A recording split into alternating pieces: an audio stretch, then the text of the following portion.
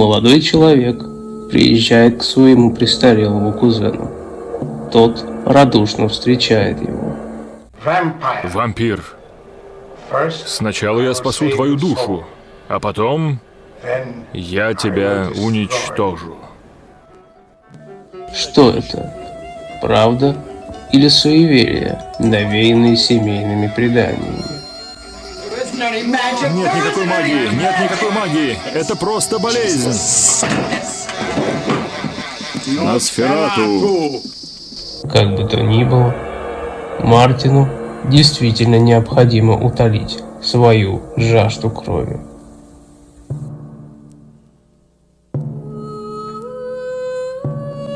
При обсуждении творчества Джорджа Ромеро, отца зомби-хоррора, на ум в первую очередь приходят фильмы из саги о живых мертвецах. Мартина мало кто вспомнит. А ведь именно эту картину мастер считал своим главным кинематографическим достижением. Как выходец из католической семьи, я считаю, что мы сами создаем наших монстров. Создаем так, чтобы их было легко уничтожить, чтобы они нам подчинялись. Мартин – чудовище, созданное мифами, его семьей и прочими связанными с этим вещами. Люди знают, как держать его в узде и в конце концов избавляются от него. Государство просто уничтожит его, и неважно, вампир он или психически больной человек.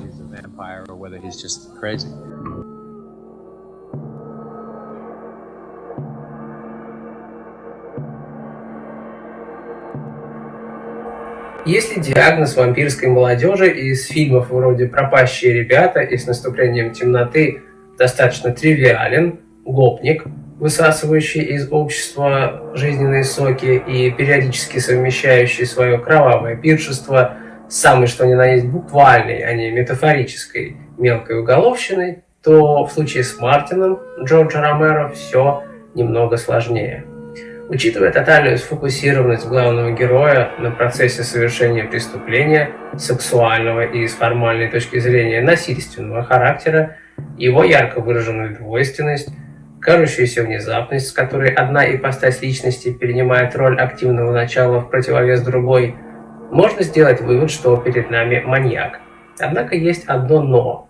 Мартин не преследует садистических удовольствий. И даже более того, ему хотелось бы минимизировать физический и психологический ущерб от своих действий. Для этого он вводит жертву снотворным. Он будто бы против своей воли вынужден прибегать к жестокости. Если это действительно так, то он наверняка мог бы найти иной способ удовлетворения своих потребностей. Ведь секс можно купить, да и кровь тоже где-нибудь можно достать. Однако такой вариант не рассматривается. Значит, важно именно нападение. К тому же, нападение или, выразимся шире, вторжение в личное пространство жертвы и риск этому сопутствующий, судя по всему, играют роль еще более важную, чем секс и кровь. Несмотря на всю свою прозорливость, Мартин отказывается предусмотреть или просто не может предусмотреть то, что снотворное может не сработать. Как он в таком случае себя поведет? Сорвутся ли изъятие крови и половой акт? И, конечно же, исход нападения никак не влияет на вероятность разоблачения Мартина. Полиция запросто выйдет на его след благодаря показаниям одной из жертв. Так какие же цели, помимо очевидных, преследует Мартин? Есть несколько предположений.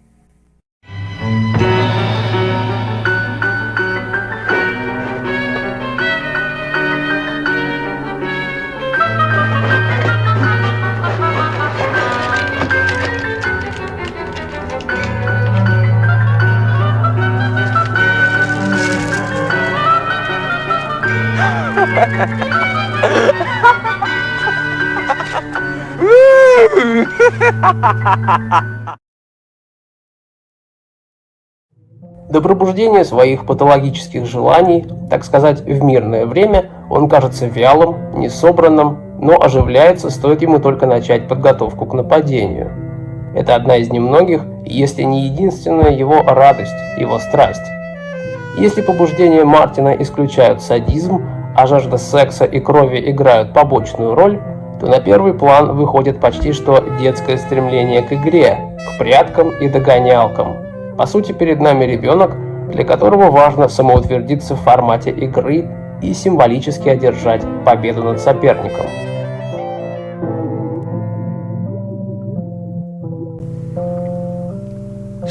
Не знаю, что буду делать. Меня здорово колбасит.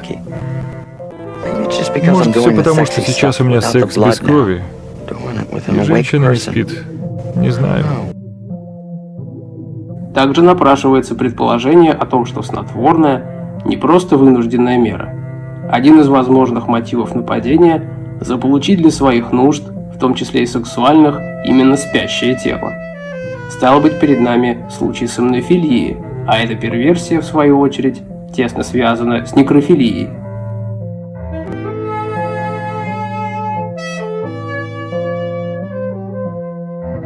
Устоявшаяся интерпретация образа вампира – импотент, вонзающий клыки в шею жертвы для того, чтобы единственным доступным ему способом удовлетворить свое сексуальное желание. Это то, что в психоаналитической литературе именуется оральным садизмом, следствием неразрешенных проблем оральной стадии психосексуального развития личности, вызванных преждевременным отнятием от груди или, наоборот, чрезмерным потаканием прожорливости, недостаточной или чрезмерной лаской матери. Считается, что в этот период энергия либидо сосредоточена в области рта. У Мартина нет клыков, ровно как нет и тяги причинить боль с помощью укусов, но у него наличествует желание прильнуть губами к плоти жертвы. Это можно охарактеризовать как регресс в оральную стадию, когда эротическое наслаждение стимулируется через раздражение полости рта и неотделимо от удовлетворения потребностей в питании. Вновь Мартин предстает перед нами в качестве фрустрированного ребенка, как и в предположении о его склонности к игре.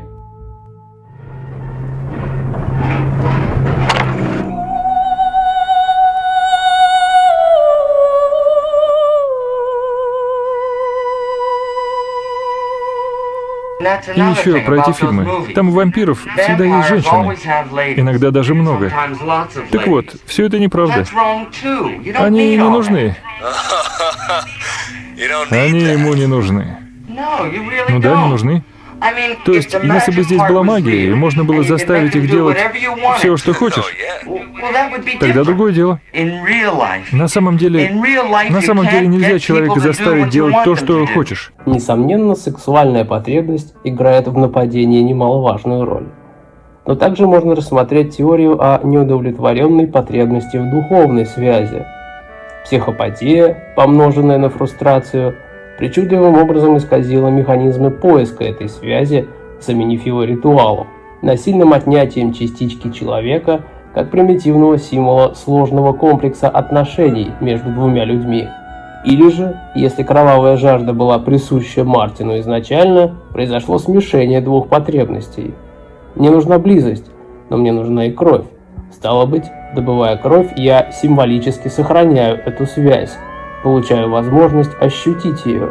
Кровь заключает в себе залог этой связи. И этот ритуал постоянно нужно возобновлять, чтобы продлить его действие.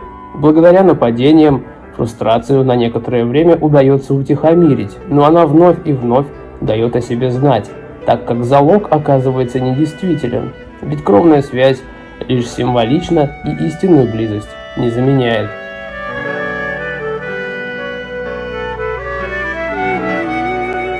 Мартин создает впечатление одинокого и робкого подростка, нуждающегося в принятии или наставничестве. Мы безоговорочно доверяемся ему как проводнику не только в динамическом пространстве сюжета, но и в пространстве отношений между персонажами. А ведь перед нами изобретательный маньяк, самый настоящий злодей, прямо как дюссельдорфский душитель Петер Кюртон или вампир из Сакраменто Ричард Чейз. Хоть в случае с Мартином все не так запущено. Если при просмотре, скажем, «Маньяка» Уильяма Ластига и ремейка с Элайджей Вудом зритель задается вопросом, оправдать или осудить, то в случае с Мартином дилемма такого рода не этическое, ни даже логическое не возникает. Присутствие среди нас неуравновешенного преступника, хоть он и не садист и не убийца, это, конечно, страшно. Однако, при мысли о том, что в становление Мартина как маньяка свою лепту могли внести религиозные фанатики, годами стращавшие его Божьим судом, да и от перспективы исцеления от редкого психического отклонения безотказным дедушкиным способом, то есть колом в сердце, тоже становится как-то не по себе. Может быть, Мартин не более жесток, чем окружающие его люди, а может быть и вовсе уступает им в этом отношении. Оттого-то мы его и не отвергаем. А может быть, мы и вовсе на стороне Мартина во время его ночных нападений. В «Маньяке» перед нами предстал Фрэнк Зито, убийца-садист с деперсонализацией и неискоренимыми детскими травмами. Мучитель, который сам вынужден терпеть страшные мучения. Именно это сочетание вызывает у нас двоякое отношение, о котором уже было сказано ранее. Действует формула: значительная эмоциональная экспрессия, страдания, плюс ярко выраженная жестокость равно эмоциональная амбивалентность зрителя. Что если поиграть с этими показателями в случае Мартина? Например, добавить в его преступление немного садизма. Если верить формуле, то наше отношение по-прежнему будет лишено двусмысленности, однако значение его изменится в противоположную сторону, наступит полное отторжение. Жестокость пересилит, ведь трагический образ Мартина, в противовес его же образу ночного охотника, выражен не так ярко и экспрессивно, как в случае Зито. С Мартином, которому мы сочувствуем, и со старым Будой, который нам неприятен, мы близко знакомы. А вот жертвы Мартина максимально обезличены. В своих попытках спастись они ведут себя нелепо и комично. Проблема в том, что при столкновении с ловким, расчетливым злоумышленником так бы себя повел чуть ли не каждый. На фоне чего-то столь приземленного, столь реального, человечного, и начинает мерещиться та самая мистика, которая в фильме то ли наличествует, то ли нет. И вот кто-то уже готов поверить, что Мартин, ловкий и расчетливый маньяк, на самом деле сверхчеловек, вампир из быличек и сказок. А не кажутся ли воплощением зловещей мистической силы реальные маньяки-убийцы? Бывает, читаешь о том, как годами ловят и никак не могут поймать какого-нибудь Чикатило, и диву даешься. Наглец все время крутится у следователей под носом, а когда они наконец умудряются взять его в качестве подозреваемого, он словно по щелчку пальцев сбрасывает с себя прежнюю личину и перевоплощается в кого-то другого, сбивая с толку блюстителей закона и выскальзывая у них из рук. Иной миссионер смерти буквально появляется из ниоткуда и исчезает в никуда, как в самом делешний призрак. Третий, средь бела дня, при десятке свидетелей, незамеченным пробирается в чей-то дом и совершает свое жуткое дело, умудряясь справиться с жертвой в несколько раз сильнее его и не оставить никаких следов. Помимо привлекательных черт характера, на руку Мартину сыграла наша эмоциональная связь с ним, особое авторское распределение характеристик между персонажами с целью вызвать сочувствие к главному герою и интерес к его преступлениям, а также баланс между эмоциональной выразительностью и жестокостью. А что если жертвам было бы уделено больше экранного времени? Представим, что их психологические портреты подробно расписаны. Не сломается ли любой, даже самый сложный образ комичной сцены беспомощности и паникерства? А если одна из них даст отпор Мартину, что будет тогда? Можно лишь гадать, какой эффект фильм производил в том или ином случае. Однако, если мы вторгнемся в мир Мартина и внесем умозрительные поправки в сюжет фильма, нам станет ясно, что Ромеро не зря рассказывает свою историю именно так, а не иначе. Для того, чтобы мы прониклись симпатией к Мартину. И не только к дневной его ипостаси, но и к ночной.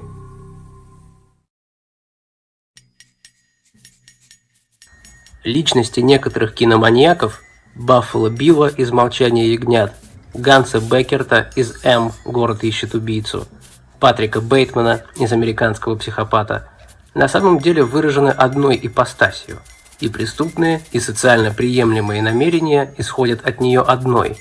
Сменяют друг друга не черное и белое, сменяются оттенки серого. Степень жестокости или одержимости преступной идеей. Кто-то из них весьма неумело притворяется цивилизованным человеком.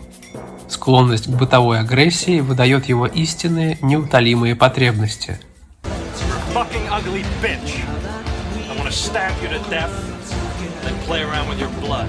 Кто-то проживает жизнь, ежесекундно руководствуясь патологической идеей. Жестокость относится к ней далеко не самым прямым образом и служит лишь средством для ее реализации. Мартина можно отнести к другой категории киноманьяков, среди которых Норман Бейтс, Марк Льюис из «Подглядывающего» Майкла Пауэлла, Стюарт Ричардс из «Поиска партнера» Уильяма Фридкина и вышеупомянутый Зито. Подобно каждому из них, Мартин расколот надвое. С одной стороны, спокойный, а точнее вялый и рассеянный, безвредный тихоня днем, вне планирования нападения, на первых порах переживания кровавой жажды. С другой, буйный налетчик, внезапно сменяющий предыдущую личность и стирающий ее следы из памяти героя во время планирования нападения и самого нападения, собранный и напряженный как струна. Но действительно ли нельзя разглядеть предпосылки этой перемены невооруженным взглядом? Порой дневная личина дает еле заметную брешь.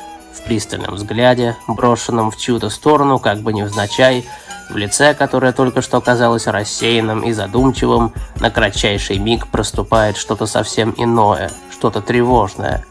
Охотничья одержимость и актерская одержимость исполнителя главной роли, сбрасывающего с себя один образ и с легкостью облачающегося в другой, харизматичного Джона Амплса. Напряжение всех внутренних сил и тотальная сосредоточенность. Так ведет себя хищник, наметивший жертву. К тому же сама поэтика фильма как бы напоминает о темной ипостаси Мартина, в том числе и в тех сценах, когда на передний план выставлена социальная, бытовая сторона главного героя. Мартин снят на улицах городка Брэддок с минимальным бюджетом в традициях синема-верите. Используя элементы грубой псевдодокументальной и документальной съемки и рубленый монтаж, Ромеро, осознанно или нет, наследует стилистические приемы фильмов Джона Кассаветиса, ранних фильмов так называемой «Новой волны» и «Нового Голливуда», тех из них, что не выставляли на передний план свои художественные нюансы и не заигрывали с формальными изысками, зачастую из-за скудного бюджета и, как следствие, скудного технического инструментария, и оттого казавшихся с художественной точки зрения бесхитростными. В своей статье, опубликованной в журнале «Сеанс», Алексей Гусев справедливо заметил, что по обыкновению поэтика фильма о маньяке соответствует самому герою-маньяку. Можно добавить, что в случае с фильмами о двуликих маньяках фильм соответствует охотничьей ипостаси своего героя, неистовостью, яркой эмоциональной выразительностью. Отличительные особенности такого фильма – бесконечная, почти что агоническое развертывание интриги, саспенс, графическое насилие, усердные, но не всегда успешные попытки сценариста и режиссера разрушить границы зрительской зоны комфорта.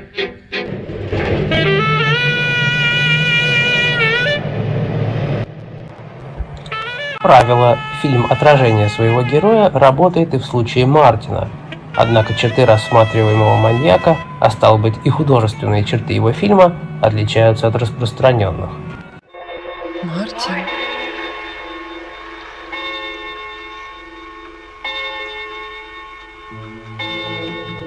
Если в своей маниакальной ипостаси главный герой холоден, предельно собран, расчетлив и организован, то драматург и режиссер Ромеро ему подстать. Используя лишь самый минимум выразительных средств, он предельно сжимает художественное пространство фильма.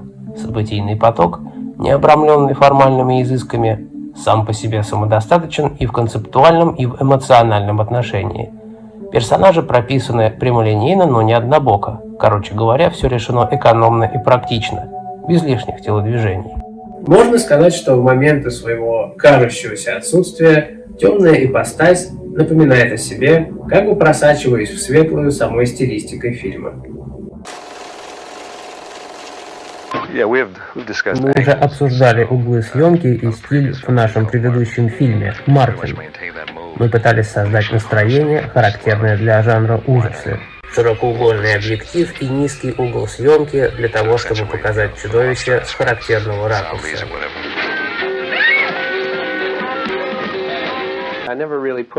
Я не считаю, что особая игра с пространством в кадре – причина эффектности тех или иных сцен. На мой взгляд, тут дело в отказе от общепризнанных правил постановки и монтажа. Мне не нравятся эти правила. Для сцены, наполненной действием или напряжением, необходим именно рубленый монтаж. Многие люди, с которыми мне приходилось работать, неукоснительно следуют четкой формуле. Использовать общий план, когда надо, перемежать его с крупным, когда надо, и так далее. Якобы зрители чувствуют, когда монтаж слишком сумбурен, а когда нет. И поэтому необходимо создать некий привычный, не раздражающий ритм. Не думаю, что это правда. Вряд ли зрители вообще замечают монтажные склейки. В «Мартине» есть сцена, которая могла быть просто короткой сценой убийства, но я решил растянуть ее хронометраж.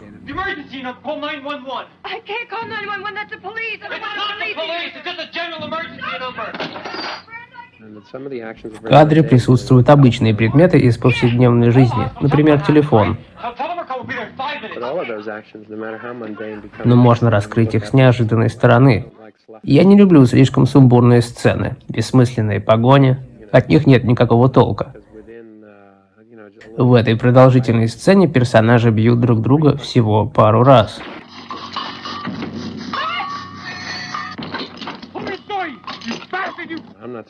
Конечно, это небольшая драка, но можно снять 5-минутную динамичную сцену драки всего лишь с парой-тройкой ударов. Каждое событие несет информацию и смысловую нагрузку. При этом для меня важно уделять внимание деталям. Монтаж происходит с оглядкой на музыку и звуковые эффекты. То есть вы используете заранее записанную музыку для того, чтобы найти ритм? Да, чтобы найти основу для нужного ритма. Я люблю, когда фильм насыщен звуком. Не люблю мертвую тишину. Для меня всегда важно использовать хоть какой-то фоновый шум и много музыки. Многие говорят, что музыка в моих фильмах слишком эмоциональна или чрезмерна, но это уже личные предпочтения.